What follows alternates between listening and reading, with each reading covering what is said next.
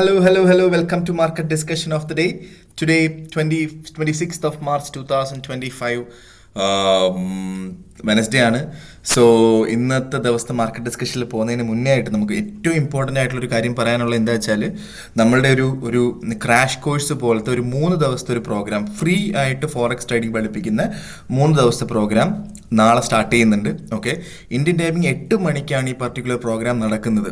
അപ്പോൾ അതായത് already trade ചെയ്തുകൊണ്ടിരിക്കുന്ന ആൾക്കാർ, ഓൾറെഡി ട്രേഡിങ്ങിനെ കുറിച്ച് കുറച്ചൊക്കെ അറിയാവുന്ന ആൾക്കാർ, പ്രോഫിറ്റ് കണ്ടുപിടിക്കാനായിട്ട് എന്താ പറയുക, കുറച്ചൊക്കെ കഷ്ടപ്പെടുന്ന ആൾക്കാർ ഉണ്ടെന്നുണ്ടെങ്കിലോ എൻ്റെ ഡിസ്ക്രിപ്ഷനിൽ എൻ്റെ നമ്പർ ഉണ്ടാവും. എനിക്ക് മെസ്സേജ് അയച്ചു കഴിഞ്ഞാൽ ബാക്കി കാര്യങ്ങൾ ഞാൻ കോർഡിനേറ്റ് ചെയ്യുന്നതായിരിക്കും. ഓക്കെ, സോ എല്ലാ ദിവസവും 1.5 മണിക്കൂർ വെച്ചിട്ടായിരിക്കും. എനിക്കൊരു റിക്വസ്റ്റ് ഉള്ള എന്താ വെച്ചാൽ, ഫ്രീ കോഴ്സാണെന്ന് വിചാരിച്ച് വെറുതെ എന്നാൽ പിന്നെ ഒന്ന് പങ്കെടുത്തേക്കാം എന്ന് വിചാരിച്ച് ഒരു കാരണവശാലും എനിക്ക് മെസ്സേജ് അയക്കരുത്. അങ്ങനെ അയക്കുന്ന ഒരുപാട് ആൾക്കാരുണ്ട്. ഓക്കെ, അത് നിങ്ങൾ സീരിയസ് ആയിട്ടാണ്, നിങ്ങൾക്ക് അറ്റൻഡ് ചെയ്യാൻ പറ്റും എന്ന് 100% ഉറപ്പുള്ള ആൾക്കാർ മാത്രമേ ദയവ് ചെയ്ത് എനിക്ക് മെസ്സേജ് അയക്കാൻ പാടുള്ളൂ. കാരണം സീറ്റ് ലിമിറ്റഡ് ആണ്, അതുകൊണ്ടിട്ട് തന്നെയാണ്. ഓക്കെ, കാരണം അങ്ങനെ വരുമ്പോൾ നമുക്ക് എല്ലാ ആൾക്കാർക്കും ഒരു പേഴ്സണലൈസ്ഡ് സപ്പോർട്ട് കൊടുക്കാനും പറ്റാത്തൊരവസ്ഥയിലോട്ട് വരും. അതുകൊണ്ടിട്ടാണ് ഞാൻ പറഞ്ഞത്. അത് മാത്രമല്ല, അടുത്ത തിങ്കളാഴ്ച നമ്മളുടെ ഒരു പുതിയ ബാച്ച്, അതായത് ബേസിക് തൊട്ട് പഠിപ്പിച്ചു കൊടുക്കുന്ന ഒരു പുതിയ ബാച്ചും കൂടെ സ്റ്റാർട്ട് ചെയ്യുന്നുണ്ട്. അതിലും എന്താ പറയുക, പങ്കെടുക്കാൻ താല്പര്യമുള്ള ആൾക്കാർക്ക് എനിക്ക് മെസ്സേജ് ചെയ്യാം. ഞാൻ ബാക്കി കാര്യങ്ങൾ കോർഡിനേറ്റ് ചെയ്യുന്നതായിരിക്കും. അവിടെയും സീരിയസ് ആയിട്ടുള്ള ആൾക്കാർ മാത്രം ദയവ് ചെയ്ത് എനിക്ക് മെസ്സേജ് അയക്കുക. ഇല്ലാത്ത ആൾക്കാർ നിങ്ങൾ എന്താ പറയുക, എനിക്ക് വെറുതെ ഒരു ഇതിന് വേണ്ടിയിട്ട് പഠിക്കാനുള്ള ആൾക്കാർ ദയവ് ചെയ്ത് എനിക്ക് മെസ്സേജ് അയക്കാതിരിക്കുക. ഓക്കെ, ഇതൊരു റിക്വസ്റ്റ് ആണ്, വേറെ ഒന്നും കൊണ്ടിട്ടാൽ ഒരുപാട് ആൾക്കാർ ഇത് മിസ്യൂസ് ചെയ്യുന്നുണ്ട്. അതുകൊണ്ടിട്ടാണ് ഞാനിത് ഇങ്ങനൊരു കാര്യം എനിക്കിവിടെ പറയേണ്ടി വന്നത്. Okay, so coming to market discussion, coming to fundamental side, നമുക്ക് ഇന്ന് കുറച്ച് കലണ്ടർ ബേസ് ചെയ്തിട്ടുള്ള കുറച്ച് ന്യൂസുകളുണ്ട്. Okay, so first of all എനിക്ക് പറയാനായിട്ടുള്ള ന്യൂസ് എന്ന് പറഞ്ഞു കഴിഞ്ഞാൽ, നമ്മുടെ GBP ഇന്ന് CPI യുടെ ന്യൂസ് ഉണ്ടെന്നുള്ളതാണ്. ഓക്കെ, സോ അതായത് UK CPI യുടെ ന്യൂസ്. അപ്പം നമ്മൾ നേരത്തെ ഇന്നലെ പറഞ്ഞിട്ടുണ്ടായിരുന്നു CPI യുടെ ന്യൂസ് ഉണ്ടായിരുന്നത്. കണ്ടോ, GBP ഒറ്റയടിക്കാണ് താഴോട്ട് പോയത്. ഒറ്റ ക്യാൻഡിലാണ്, 1 hour ക്യാൻഡിൽ എടുത്തു കഴിഞ്ഞാൽ ഒറ്റയടിക്ക് താഴോട്ട് പോയി. അതായത് ഗോൾഡിനെയൊക്കെ സംബന്ധിച്ച് നോക്കാൻ നേരത്തെ ഈ ഒരു മൂവ്മെന്റ് വളരെ ചെറുതാണെങ്കിലും നമുക്ക് ഈ ഒരു എന്താ പറയുക, CPI യുടെ ന്യൂസ് വന്നു. ഇനിയിപ്പം എന്താ പറയുക, അത് എന്തായി തീരും, ഇതിപ്പം 1.29 അത് സപ്പോർട്ട് ചെയ്യോ ഇല്ലയോ എന്നുള്ള കാര്യം നമ്മൾ നോക്കണം. ഓക്കെ, സോ അടുത്ത 9 മണിക്കുള്ള ക്യാൻഡിലും നമുക്ക് 1.2900 മുകളിലാണ് എങ്കിൽ നമുക്ക് അവിടുന്ന് ബൈ ചെയ്തുകൊണ്ട് സ്റ്റാർട്ട് ചെയ്യാം GBP. ഞാൻ ഇപ്പം തന്നെ GBPയുടെ ടെക്നിക്കൽസും അങ്ങ് പറഞ്ഞു പോയി കഴിഞ്ഞാൽ കുഴപ്പമില്ലല്ലോ. അപ്പോൾ ബേസിക്കലി ഇപ്പോൾ മാർക്കറ്റ് 1.2900 നല്ലൊരു സപ്പോർട്ട് ഉണ്ട്. ഓക്കെ, സോ അടുത്ത മാർക്കറ്റ് ടൈമിംഗ് എന്ന് പറയുന്നത് ഇന്ത്യൻ ടൈമിംഗ് 2:30 മണിയാണ്. അത് ഏഷ്യൻ ക്ലോസിംഗ് ആണ്. ഏഷ്യൻ ക്ലോസിംഗ് ടൈമിലും 1.2900 മുകളിൽ തന്നെയാണ് എങ്കിൽ നമുക്ക് നല്ലൊരു ഓപ്പർച്യൂണിറ്റിയാണ് GBPയിൽ നിൽക്കുന്നത്. അപ്പോൾ അവിടുന്ന് ബൈ ചെയ്തുകൊണ്ട് സ്റ്റാർട്ട് ചെയ്യും. ഉറപ്പായിട്ട് സ്റ്റോപ്പ് ലോസ് ഇടേണ്ടി വരും. സ്റ്റോപ്പ് ലോസ് നമ്മൾ ഇടേണ്ടത് 1.2860 താഴെയായിട്ട് സ്റ്റോപ്പ് ലോസ് ഇട്ട് നമുക്ക് 1.2900 ബൈ ചെയ്യാം. പക്ഷേ ഇതൊരു ടെമ്പററി സപ്പോർട്ടാണ് 1.2900 എന്ന് പറയുന്നത്. പക്ഷേ നല്ലൊരു സപ്പോർട്ട്, അതായത് ഒരു നല്ലൊരു സപ്പോർട്ട് 1.2800 ഉള്ളത്. അവിടെയൊക്കെ കിട്ടിക്കഴിഞ്ഞാൽ ഒരു ഗോൾഡൻ ഓപ്പർച്യൂണിറ്റിയാണെന്ന് വിചാരിച്ചിട്ട് അവിടെ നിന്നും ബൈ ചെയ്ത് സ്റ്റാർട്ട് ചെയ്യുക എന്നുള്ളതാണ് എനിക്ക് GBPയിൽ പറയാനായിട്ടുള്ളത്. അപ്പം ഞാൻ അതിൻ്റെ ഫണ്ടമെന്റൽസ് പറഞ്ഞുകൊണ്ട് ഞാൻ GBP അങ്ങ് പറഞ്ഞു പോയെന്ന് മാത്രമാണ്. ഓക്കെ, സോ ബാക്കി എല്ലാത്തിൻ്റെയും ടെക്നിക്കലിലോട്ട് ഞാൻ വരാം. അപ്പോൾ എന്തായാലും നമ്മൾ കലണ്ടർ ബേസ് ചെയ്തിട്ട് പിന്നീട് നോക്കുമ്പോൾ നമുക്ക് എന്താണ്, ഡ്യൂറബിൾ ഗുഡ്സ് ഓർഡർ ഉണ്ട് 12:30 മണിക്ക്. അതേപോലെ തന്നെ ക്രൂഡ് ഓയിൽ സ്റ്റോക്ക് ചേഞ്ച് ഉണ്ട്. ഇന്നത്തെ ക്രൂഡ് ഓയിൽ സ്റ്റോക്ക് ചേഞ്ച് വളരെ ഇമ്പോർട്ടൻ്റ് ആണ് എന്നുള്ളൊരു കാര്യം മനസ്സിലാക്കുക. ക്രൂഡ് ഓയിലൊക്കെ ട്രേഡ് ചെയ്യുന്ന ആൾക്കാരുണ്ടെന്നുണ്ടെങ്കിൽ ഇന്ന് ആ ഒരു ടൈമിന് മുന്നേ ആയിട്ട് മാറി നിൽക്കാനായിട്ടാണ് ഞാൻ റെക്കമെൻഡ് ചെയ്യുന്നത്. പക്ഷേ നാളെ നമ്മളുടെ GDP അനൗൺസ്മെൻ്റ് ആണ്. 12:30 മണി UK ടൈമിങ്ങിന് GDP അനൗൺസ്മെൻ്റ് ആണ്. മാറി നിൽക്കുക എന്നുള്ളതല്ലാതെ വേറെ ഒരു രീതിയിലും ഉള്ളൊരു കോംപ്രമൈസ് ഇല്ല. എന്തായാലും മാർക്കറ്റിൽ നിന്ന് കംപ്ലീറ്റ് ആയിട്ട് മാറി നിൽക്കുക എന്നുള്ളൊരു കാര്യം മാത്രമാണ് നമ്മുടെ ഭാഗത്തുനിന്ന് ആക്ച്വലി ചെയ്യാനായിട്ടുള്ളത്. ഓക്കെ, സോ അതുകൊണ്ടിട്ട് മാറി നിൽക്കുക. ആ ഒരു സമയത്ത് നമുക്ക് പ്രോഫിറ്റ് വേണ്ടാന്ന് വിചാരിക്കണം. നാളെ നമ്മളുടെ എന്താ പറയുക, എമ്പുരാൻ്റെ റിലീസാണ്. എല്ലാവരും എമ്പുരാൻ പോയി കാണുക. നമുക്ക് ടിക്കറ്റ് കിട്ടുന്നില്ല എന്നുള്ള കാര്യമാണ് ഞാൻ അറിഞ്ഞത്. അപ്പം GDP അനൗൺസ്മെൻ്റ് ആയതുകൊണ്ടിട്ട് തന്നെ മാർക്കറ്റിൽ നിന്ന് മാറി നിന്ന് വേറെ എന്തെങ്കിലും ചെയ്യാം, നിങ്ങൾ ഫാമിലി കാര്യങ്ങളൊക്കെ ചെയ്യാം. 12:30 മണിക്ക് തന്നെ ഇനിഷ്യൽ ജോബ്ലെസ് ക്ലെയിം ഉണ്ട്. പക്ഷേ GDP അനൗൺസ്മെൻ്റ് ആയതുകൊണ്ട് അതായിരിക്കും കൂടുതലും നമ്മൾ മാർക്കറ്റിനെ അഫക്റ്റ് ചെയ്യുക. പക്ഷേ ഫ്രൈഡേ നമുക്ക് വളരെ നല്ല ഓപ്പർച്യൂണിറ്റീസ് കിടപ്പുണ്ട്. GDP അനൗൺസ്മെൻ്റ് ഉണ്ട് UK നിന്ന്. പക്ഷേ എന്നിരുന്നാലും വലിയ രീതിയിലുള്ളൊരു ഇത് എന്താ പറയുക GBP ട്രേഡ് ചെയ്യുന്ന ആൾക്കാർ മാത്രം ഒന്ന് കെയർഫുൾ ആയിരുന്നാൽ മതി. പക്ഷേ ബാക്കിയൊന്നും വലിയ രീതിയിൽ അഫക്റ്റ് ചെയ്യാത്ത ന്യൂസാണ്. പ്രോപ്പറായിട്ടുള്ള നമുക്കൊരു അവസരം ഫ്രൈഡേ കിട്ടുകയും ചെയ്യും. ഓക്കെ, അപ്പം നമ്മൾ എന്ത് ചെയ്യണം, നമ്മൾ ബുധനാഴ്ചത്തെ അവസരം നമ്മൾ ഫ്രൈഡേയിൽ തോക്ക് മാറ്റുക എന്ന് വിചാരിച്ചാൽ മതി. Okay, so coming to technical side, sorry, നമ്മൾ ടെക്നിക്കൽ സൈഡിലോട്ട് പോകുന്നതിന് മുന്നേ ആയിട്ട് വേറെ കുറേ ഒരുപാട് കാര്യങ്ങൾ നമ്മളുടെ മാർക്കറ്റിൽ ഇപ്പം ഞാൻ പറഞ്ഞു കഴിഞ്ഞാൽ ഇപ്പോൾ ഒരു റേഞ്ച് ബേസ്ഡ് മാർക്കറ്റ് തന്നെയാണ് അല്ലേ. സോ അടുത്ത ആഴ്ച ഏപ്രിൽ 1 ഏപ്രിൽ 2 എന്ന് പറയുന്ന കാര്യം, ഏപ്രിൽ 1 US ബാക്കിയുള്ള രാജ്യങ്ങൾക്കെതിരെ കൊണ്ടുവരാൻ പോകുന്ന താരിഫും ഏപ്രിൽ 2 അതിനെതിരെ യൂറോപ്പ് US കൊണ്ടുവരുന്ന താരിഫും ഒക്കെ വളരെ ഇമ്പോർട്ടൻ്റ് ആയിട്ടുള്ള ന്യൂസുകളാണ്. ഈവൻ അത് കലണ്ടർ ബേസ് ചെയ്തിട്ടുള്ള GDP CPI ഒക്കെ വളരെ ഇമ്പോർട്ടൻ്റ് ആയിട്ടുള്ള ന്യൂസുകളാണ് വരാനായിട്ടിരിക്കുന്നത് എന്നുള്ളൊരു കാര്യം നമ്മളുടെ മനസ്സിലുണ്ടായിരിക്കുക. ഓക്കെ,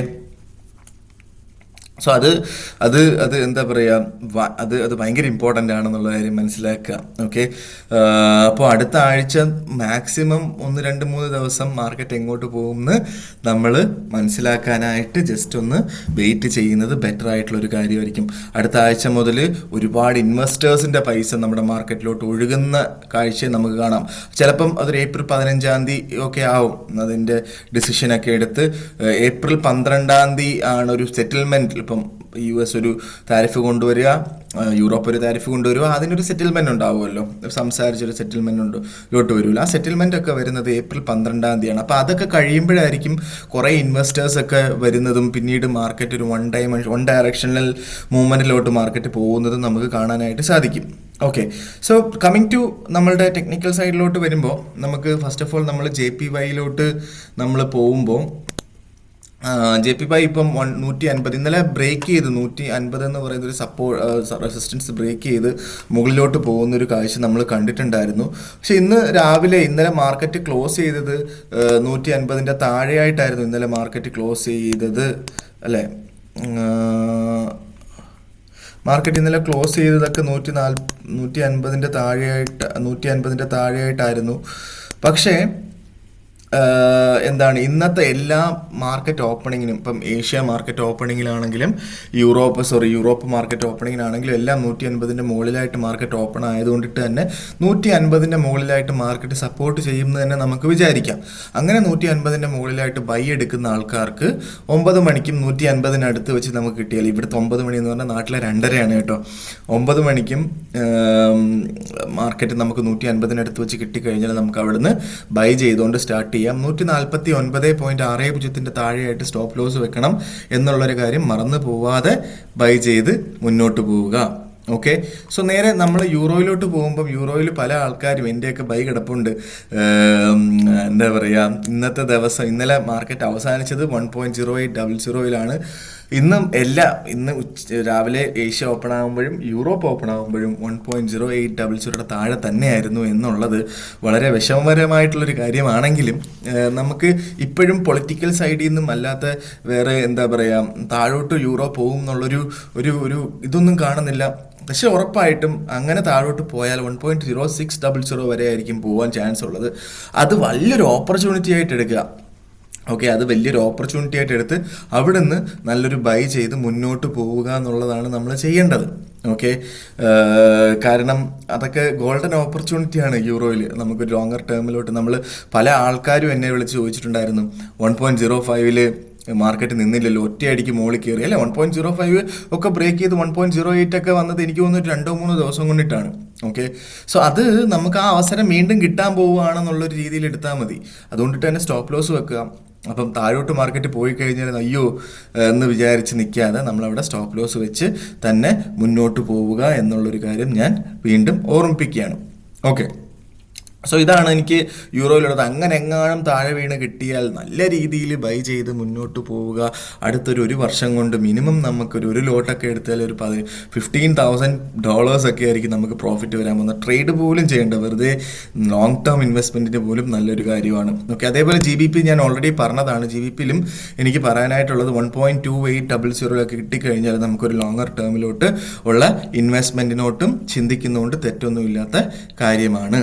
ഓക്കെ, സോ നേരെ നമ്മളുടെ ഗോൾഡിലോട്ട് പോകുമ്പോൾ ഗോൾഡ് ബേസിക്കലി ഇപ്പോൾ ട്രേഡ് ചെയ്തുകൊണ്ടിരിക്കുന്നത് 3026. ഗോൾഡ് അപ് ട്രെൻഡ് ആണ്. ഓക്കെ, ഗോൾഡിൻ്റെ ഈ ഒരു സൂചന എന്ന് പറയുന്നത് ഒരു വല്ലാത്ത സൂചനയാണ്. ഇപ്പോൾ ഇന്നലെ മാർക്കറ്റിൻ്റെ ബോഡി പോയത് 3028 വരെയാണ്. മാർക്കറ്റ് പോയത് 3035 വരെ മാർക്കറ്റ് പോവുകയും ചെയ്തു. ഓക്കെ, പക്ഷെ 3030 മുകളിലായിട്ട് ഒരു ക്യാൻഡിൽ പോലും ഫോം ചെയ്തിട്ടില്ല, 1 അവർ ക്യാൻഡിൽ പോലും ഫോം ചെയ്തിട്ടില്ല എന്നുള്ളത് ഒരു സൂചനയാണ്. എന്തിൻ്റെ സൂചന? മുകളിലോട്ട് പോയാൽ മാർക്കറ്റ് ബ്രേക്ക് ആയാൽ, മാർക്കറ്റ് 3030 ബ്രേക്ക് ആയാൽ മാർക്കറ്റ് അവിടുത്തെ ഷൂ എന്ന് പറഞ്ഞ് മുകളിലോട്ട് പോകും എന്നുള്ളൊരു സൂചന ആണത്. ഓക്കെ, അപ്പം മാർക്കറ്റിൻ്റെ റേഞ്ച് ഇന്ന് 3010 തൊട്ട് 3035, 3040 വരെയാണ്. പക്ഷേ എങ്കിലും ചിലപ്പോൾ ഒരു 3000 കഴിഞ്ഞ ആഴ്ച പോയതുപോലെ ഉള്ള ഒരു 3055 എന്ന് പറയുന്ന ഓൾ ടൈം ഹൈ, ഗോൾഡിൻ്റെ ഓൾ ടൈം ഹൈയിലോട്ട് മാർക്കറ്റ് പോകാനുള്ള പോസിബിലിറ്റിയും നമ്മൾ തള്ളിക്കളഞ്ഞൂടാ. ഒരു കാരണവശാലും സെൽ സൈഡിലോട്ട് നിൽക്കാൻ പാടില്ല. ഓക്കെ, സപ്പോസ് 3030 മുകളിലായിട്ട് 9 മണിക്കുള്ള ക്യാൻഡിൽ സ്റ്റാർട്ട് ചെയ്താൽ അവിടുന്ന് ധൈര്യമായിട്ട് നമുക്ക് ബൈ ചെയ്ത് മുന്നോട്ട് പോവാം. കാരണം ഓക്കെ, അത് റേഞ്ച് ബേസ്ഡ് മാർക്കറ്റ് ആയതുകൊണ്ട് 3030 മുകളിൽ കയറിയാൽ മതി. പക്ഷെ അത് മാത്രമല്ല, ഇച്ചുമുക്കു എന്ന് പറയുന്ന ഒരു ടൂൾ അനുസരിച്ച് ഇപ്പോൾ ഈ ഒരു ക്യാൻഡിൽ, ഇപ്പോൾ സ്റ്റാർട്ട് ചെയ്ത ക്യാൻഡിൽ 3030 മുകളിലായിട്ടാണ് സ്റ്റാർട്ട് ചെയ്തിട്ടുള്ളത്. ഓക്കെ, സോ അതേപോലെ തന്നെ നമ്മുടെ H4 എന്താ പറയുക, ഓക്കെ, H4 നമ്മൾ എടുത്തു കഴിഞ്ഞാൽ H4ലും അടുത്തൊരു ക്യാൻഡിൽ, അതായത് 9 മണിക്കുള്ള ക്യാൻഡിൽ, ഇവിടുത്തെ 9 മണി, അവിടുത്തെ 2:30 മണിക്കുള്ള ക്യാൻഡിലും ഇതിൻ്റെ മുകളിലായിട്ട് ഈ പറയുന്ന ക്ലൗഡിൻ്റെ മുകളിലായിട്ട് തുടങ്ങിക്കഴിഞ്ഞാൽ, അതും 3030 മുകളിലാണ് അല്ലേ, തുടങ്ങിക്കഴിഞ്ഞാൽ അതേപോലെ നമ്മൾ M15 എടുത്തു കഴിഞ്ഞാൽ അതും മുകളിൽ തന്നെയാണ് സ്റ്റാർട്ട് ചെയ്തിട്ടുള്ളത്. അതേപോലെ തന്നെ M30 എടുത്തു കഴിഞ്ഞാൽ അതും ഈ ക്ലൗഡിൻ്റെ മുകളിലായിട്ടാണ് സ്റ്റാർട്ട് ചെയ്തിട്ടുള്ളത് എന്നുള്ള കാര്യം നമ്മൾ കൺസിഡർ ചെയ്യുമ്പോൾ H4 മാത്രം, അടുത്ത H4 എന്ന് പറയുമ്പോൾ നമുക്ക് അടുത്ത 9 മണിക്കുള്ള ക്യാൻഡിലായിരിക്കും. അതായത് അടുത്ത ക്യാൻഡിൽ ഈ ക്ലൗഡിൻ്റെ മുകളിലായിട്ട് പോയാൽ തന്നെ നമുക്ക് ധൈര്യമായിട്ട് ബൈ ചെയ്യാം എന്നുള്ള കാര്യമാണ് നമ്മൾ ചെയ്യേണ്ടത്. അങ്ങനെ ക്ലൗഡിനെ ബേസ് ചെയ്തിട്ട് നമ്മൾ ബൈ എടുക്കുന്ന ആൾക്കാരാണെങ്കിൽ അടുത്ത 24 അവേഴ്സിൻ്റെ ക്ലൗഡിൻ്റെ ഏറ്റവും താഴത്തെ പൊസിഷൻ വെച്ചിട്ടാണ് അവിടെയാണ് നമ്മൾ സ്റ്റോപ്പ് ലോസ് വെക്കേണ്ടത്. ഓക്കെ, അപ്പോൾ അങ്ങനെ വരുമ്പോൾ തന്നെ നമുക്ക് ഓൾമോസ്റ്റ് 3015 താഴെ, ഓൾമോസ്റ്റ് 3015 ആ ഒരു ലെവലിൻ്റെ താഴെയായിട്ട് ഒരു 3013 വെക്കേണ്ടി വരും. പക്ഷെ എന്നിരുന്നാലും നമുക്ക് അതിൻ്റെ ഇരട്ടി പ്രോഫിറ്റായിട്ട് നമുക്ക് വെക്കാനും പറ്റും. ഓക്കെ, മിനിമം നമുക്കൊരു $10-25, $30 പ്രോഫിറ്റ് വെക്കാനായിട്ടുള്ള പോസിബിലിറ്റിയും അവിടെ ഉണ്ട് എന്നുള്ളൊരു കാര്യം മനസ്സിലാക്കി മുന്നോട്ട് പോകുക എന്നുള്ളതാണ് ഗോൾഡിൽ ഒരു വൻ ഓപ്പർച്യൂണിറ്റി ഇന്ന് കിടപ്പുണ്ടെന്ന് തോന്നുന്നു. 3030 മുകളിലായിട്ട് കയറിയാൽ 9 മണിക്കുള്ള ക്യാൻഡിൽ ഓപ്പൺ ആണെങ്കിൽ ബൈ ചെയ്തുകൊണ്ട് സ്റ്റാർട്ട് ചെയ്തു, ധൈര്യമായിട്ട് സ്റ്റാർട്ട് ചെയ്തു. ഓക്കെ, സോ ഇതാണ് എനിക്ക്, അത് 3030 ആവാം, 3035 ആവാം, ഈവൻ 3030 3035 ഇടയ്ക്കാണെങ്കിൽ പോലും ധൈര്യമായിട്ട് ബൈ ചെയ്ത് കുഴപ്പമില്ല. ഓക്കെ, സോ ഇതാണ് ഇന്നത്തെ ദിവസത്തെ മാർക്കറ്റ് ഡിസ്കഷനിൽ എനിക്ക് ബേസിക്കലി പറയാനായിട്ടുള്ള കാര്യങ്ങൾ. ഓക്കെ, ഒരു കാരണവശാലും സെൽ സൈഡിലോട്ട് അതിന് ട്രെൻഡ് അനുസരിച്ച് മാത്രം മൂവ് ചെയ്യുക. ഗോൾഡിൻ്റെ ട്രെൻഡ് തൽക്കാലം അപ് ട്രെൻഡാണ്, അതുകൊണ്ടിട്ട് തന്നെ മുകളിലോട്ട് തന്നെയാണ് മാർക്കറ്റ് പോകുന്നത്. അതിനെതിരായിട്ട് നിൽക്കാതിരിക്കുക. അതേപോലെ തന്നെ നമ്മളുടെ അടുത്ത ആഴ്ചത്തെ പുതിയ ഫോറക്സ് ട്രേഡിംഗ് ക്ലാസ് ജോയിൻ ചെയ്യണം എന്നുള്ള ആൾക്കാർക്ക് എനിക്ക് മെസ്സേജ് അയക്കാം. നാളത്തെ ക്രാഷ് കോഴ്സിനെ ജോയിൻ ചെയ്യണം എന്നുള്ള ആൾക്കാർക്കും എനിക്ക് മെസ്സേജ് അയക്കാം.